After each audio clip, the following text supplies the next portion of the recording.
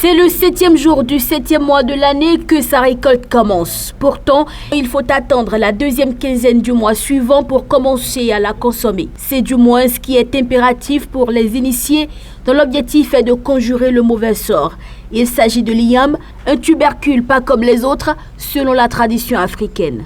Et quand la nouvelle âme sort, on se dit oui, il faut d'abord passer par le règne végétal pour donner plus de vitalité à tout ce qui n'était pas. Et c'est là on immole l'igname d'abord au foie pour lui donner plus de force, parce que pendant le fait que vous manquez d'énergie, d'énergie vitale, pendant cette période-là, votre corps est faible à un moment donné de façon énergétique. Et l'igname vient en tant qu'un tubercule debout, donc fort. Et lorsque vous mangez, vous devenez fort. Mais est-ce que vous, en tant que physique, vous devez manger avant que l'invisible ne mange? Non. L'invisible gouverne le visible. Et sur ce, on immole d'abord l'igname à toutes les énergies. À vous qui êtes d'abord invisible, parce que votre foi, c'est vous, mais de façon invisible. Aux déités, à toutes les déités, il faut leur donner d'abord. Et maintenant, vous, être vivant, vous pouvez en manger. Et vous devez savoir que la sorcellerie, les sorciers ont la possibilité de transformer le corps éthérique de l'homme par l'igname. Le corps éthérique de l'homme par l'igname pour pouvoir la consommer. Donc l'igname, qui est un tubercule comme d'autres, un tubercule spécial qui a une énergie vibratoire qui se rapporte un peu au corps éthérique de l'homme.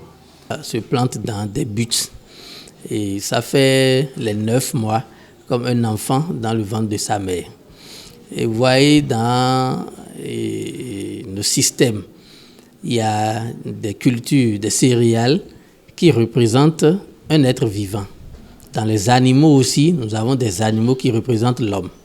Et comme on ne peut pas sacrifier un homme à une divinité, et les ancêtres ont su réfléchir et ont choisi des substances qui peuvent être à la place d'un homme.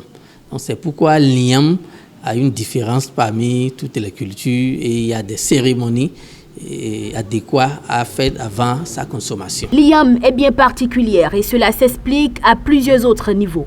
Au niveau de l'Égypte antique, la variété de céréales qui était supérieure aux autres, c'était le blé. Et à chaque nouvelle récolte de blé, on offre d'abord les premières récoltes aux dieux avant qu'on ne commence par consommer. Mais quand ils sont descendus, quand l'Égypte a éclaté, ils sont descendus ici en Afrique, la variété de céréales qui est au-dessus de tout, c'est surtout au niveau des tubercules, donc au niveau de l'igname. Mais quand vous observez très bien, le blé prend 9 mois pour germer. L'igname également prend 9 mois pour germer. Le blé est récolté le 7e jour du 7e mois. Les premiers ignames sont récoltés le 7e jour du 7e mois. Même période. Mais il faut dire aussi que dans la connotation, au niveau de notre tradition, dans la connotation traditionnelle, c'est que l'igname et le blé représentent un être humain. Parce qu'il met la même période de gestation que l'être humain. Donc, offrir l'igname à son fa ou à sa divinité, c'est accepter lui faire le sacrifice suprême. Lorsque nous rentrons, bien sûr, dans la légende, il est dire que c'était un chef qui a régné et à un moment donné, il a abusé un peu de son pouvoir. Et pour disparaître, il s'est fait enfermer à côté d'un chemin et il a demandé à ses enfants de revenir après quelques temps voir ce qu'il en est. Et c'est comme ça, quand ses enfants étaient revenus, on a vu que c'était une plante d'igname qui est en train de pousser. Et une voix leur disait, chaque année, avant de me consommer, essayez de faire un certain nombre de sacrifices qu'il aurait tracés avant de disparaître. Bogbon voni jinukun e no soro wemenpo e no soro chipole yo tevi ogbon vona ni sunu poyon po no pobo kebi oyon no homeyon e no blosun za tene chobo fi ono jete e de to ma blosun za tene obo ajete e mi no klimatire alo suma so gbevi tevi odo klimatire ide a sunzai vi. Le tubercule qu'on appelle igname est bien particulier. Il y a le volet de 9 mois de gestation. Ensuite, il y a une alliance entre les entités qui gouvernent le monde et l'igname, et en lieu et place de faire un sacrifice humain à ces entités, on leur offre l'igname pour renouveler la protection.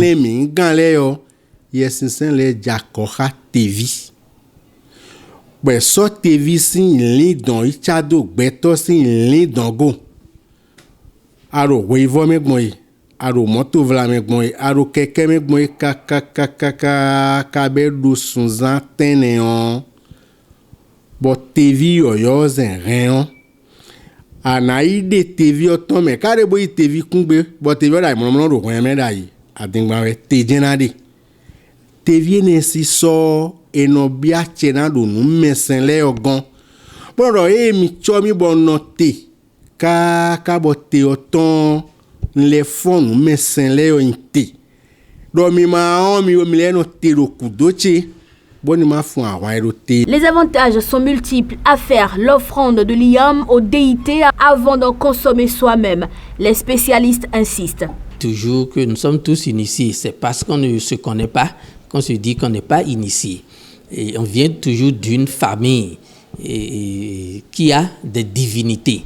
Donc si la personne se retrouve peut-être en ville où il ne se rapproche plus de sa famille, il peut attendre la fin de la cérémonie du 15 août avant de commencer par consommer l'igname.